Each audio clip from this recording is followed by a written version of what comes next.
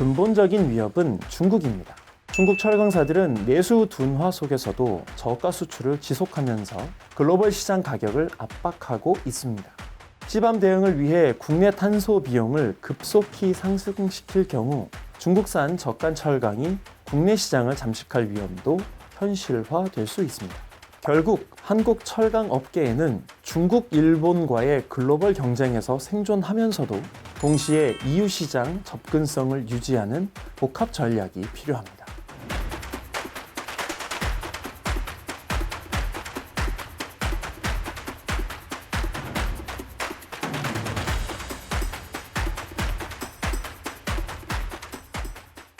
반갑습니다. 포스코 경영연구원 철강연구센터 수석연구원 허재영입니다. 현재는 포스코 철강연구센터에서 기후변화 대응, 전력 및 에너지 전략, 환경경영 등을 주요 분야로 다루고 있습니다. 오늘은 글로벌 탄소 규제와 시밤이 한국 철강 산업에 미치는 영향, 그리고 우리 기업들이 준비해야 할 대응 방향에 대해 기술과 혁신 독자 여러분들과 이야기해보고자 합니다.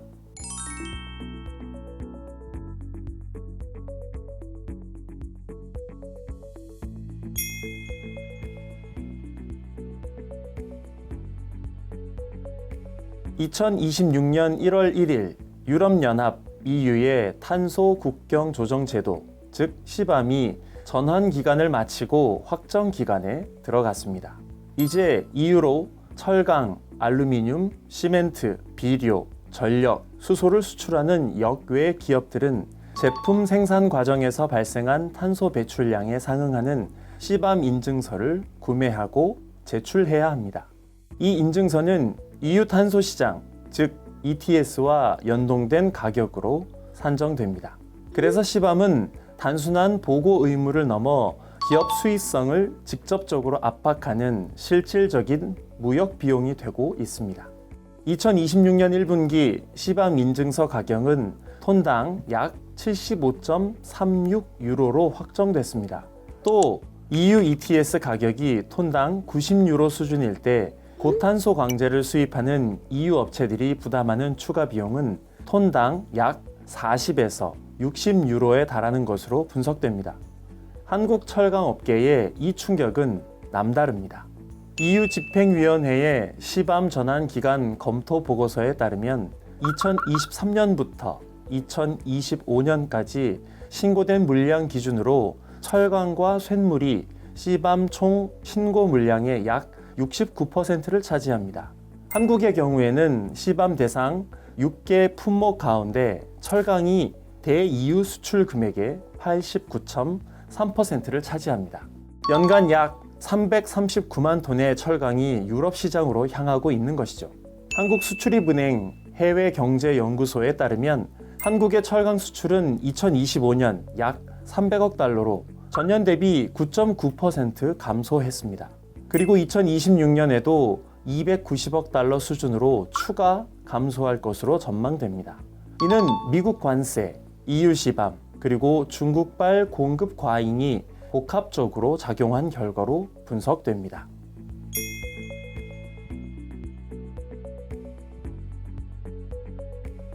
EU는 2019년 그린딜을 통해 2030년까지 1990년 대비 온실가스를 55% 감축하겠다고 선언했습니다.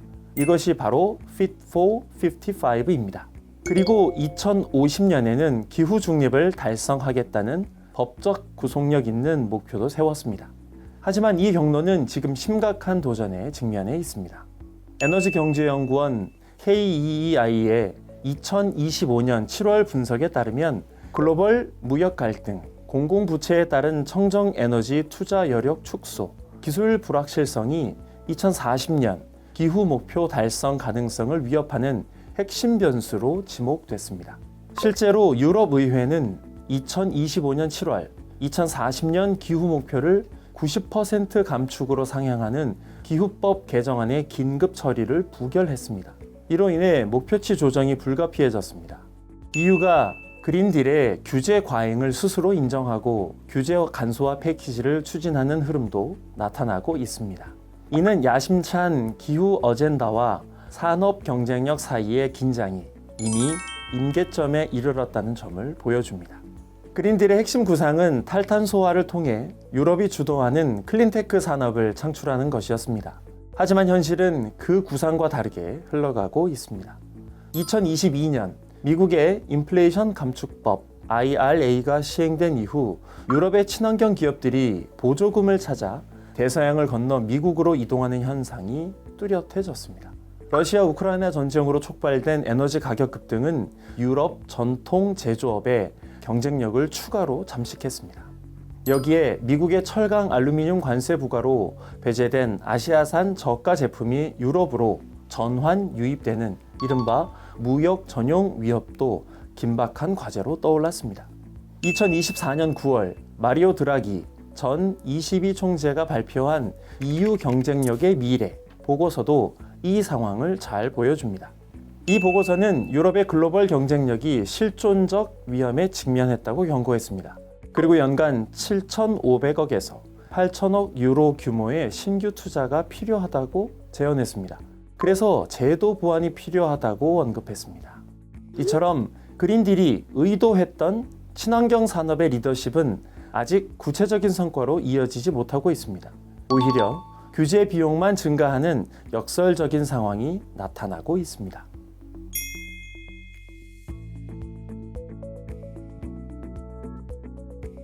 한국철강업이 직면한 리스크는 크게 세 가지로 볼 수 있습니다.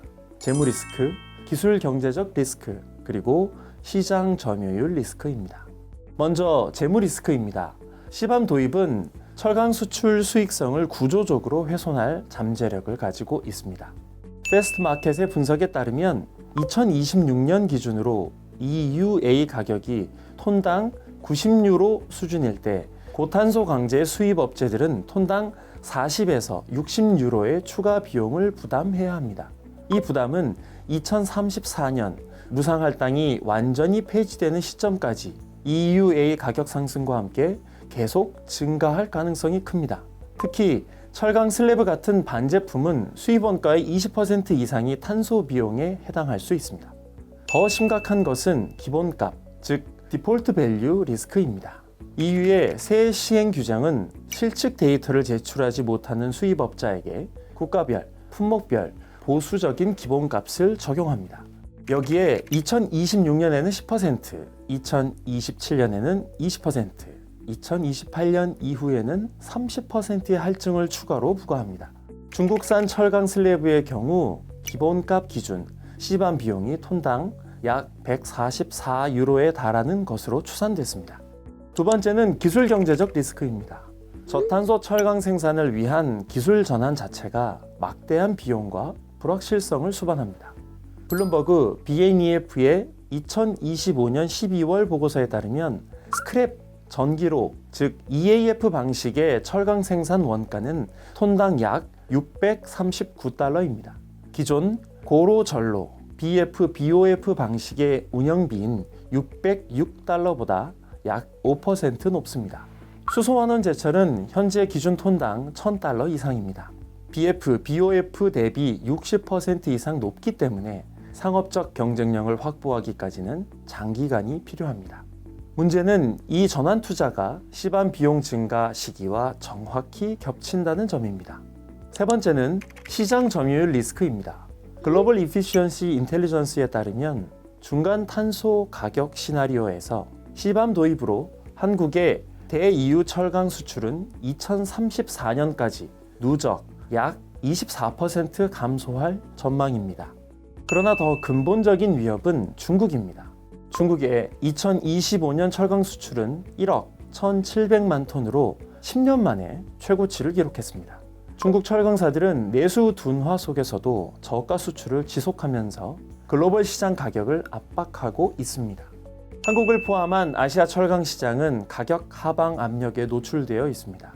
열연과 후판 같은 범용 제품의 경쟁력도 빠르게 약화되고 있습니다. 시밤 대응을 위해 국내 탄소 비용을 급속히 상승시킬 경우 중국산 저가 철강이 국내 시장을 잠식할 위험도 현실화될 수 있습니다. EU 시장은 중요합니다. 하지만 한국 철강사에게 EU는 전체 수출의 일부분일 뿐입니다. 결국 한국 철강 업계에는 중국, 일본과의 글로벌 경쟁에서 생존하면서도 동시에 EU 시장 접근성을 유지하는 복합 전략이 필요합니다.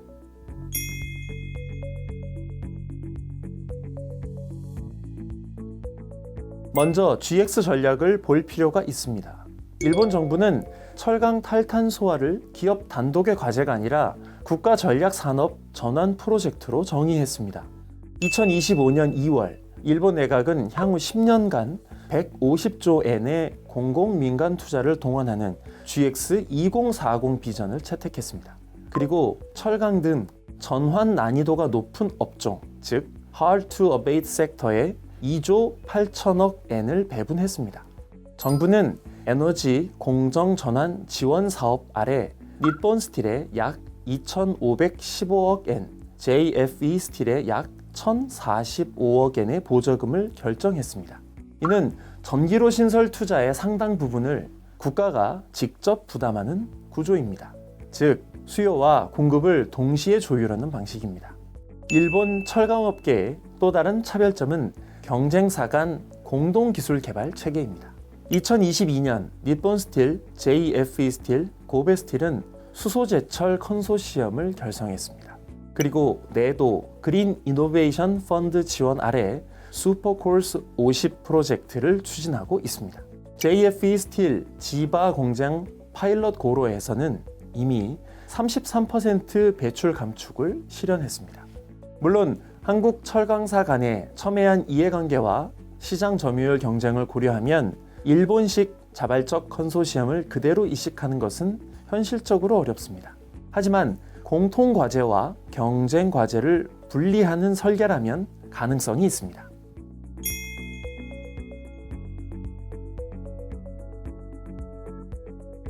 한국 철강업계의 글로벌 생존을 위해서는 크게 세 가지 대안이 필요합니다.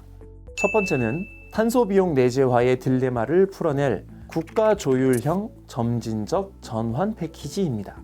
일본 GX ETS가 제시한 답은 속도의 조율입니다. 즉, 탄소 가격의 내재화 속도를 업종별 전환 역량에 맞게 정교하게 설계하되 탄소 비용 부과로 발생하는 수익은 전액 해당 산업의 탈탄소 전환 기술에 환류하는 구조입니다. 한국 정부도 이 모델을 참고할 필요가 있습니다. 현재 KETS에서 지불된 탄소 비용을 CBAM 제9조 공제로 활용하려면 EU 집행위원회가 그 금액을 동등한 탄소 가격으로 공식 인정해야 합니다. 따라서 산업통상자원부는 EU와의 양자 협력을 통해 KETS를 EU가 인정하는 동등 탄소 가격 체계로 격상시키는 한-EU 탄소 상호 인정 협정, 즉 MRA 체계를 추진해야 합니다. 두 번째 대안은 산업계 공통 과제에 집중하는 정부 주도형 선별적 협력 플랫폼입니다. 한국 철강업계의 현실에서 일본식 자발적 기술 컨소시엄을 그대로 구현하기는 어렵습니다. 포스코, 현대제철, 동국제강은 같은 시장에서 경쟁하는 동업자입니다. 특정 기술을 공동 개발하는 과정에서는 지적 재산권과 경쟁 우위를 둘러싼 이해 충돌이 불가피합니다. 하지만 분리 가능한 공통 과제가 있습니다.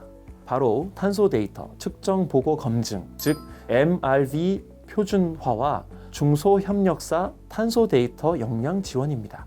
구체적으로는 산업통상자원부와 한국철강협회가 주도하고 포스리, 한국생산기술연구원, 한국에너지기술연구원이 참여하는 국가 탄소 데이터 공공 플랫폼을 구축할 필요가 있습니다. 세 번째 대안은 신전략산업과의 연계를 통해 저탄소 수요 시장을 선제적으로 창출하는 것입니다.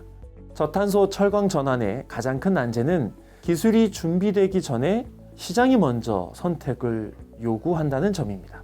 조기에 전환 투자를 단행하면 비용은 올라갑니다. 하지만 수요는 아직 불확실합니다. 이 간극을 메우는 것이 바로 국내 전략산업과의 연계입니다. 일본 정부가 녹색조달법으로 수요와 공급을 동시에 조율했듯이 한국 정부도 국내 미래 산업의 철강 수요를 저탄소 철강 수요로 전환하는 정책 설계를 해야 합니다.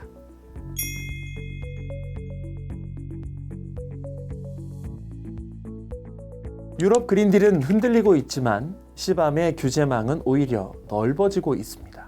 한국철강업계는 이제 탄소 규제와 글로벌 저가 경쟁이라는 두 전선을 동시에 마주하고 있습니다. 이 변화에 대응하려면 개별 기업의 노력만으로는 부족합니다.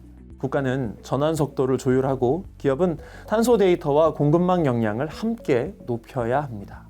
한국철강산업의 도약은 AI, 방산, 데이터 센터와 같은 미래 산업과 연계해 저탄소 강제의 새로운 수요를 만들어내는 데서 시작될 것입니다. 감사합니다.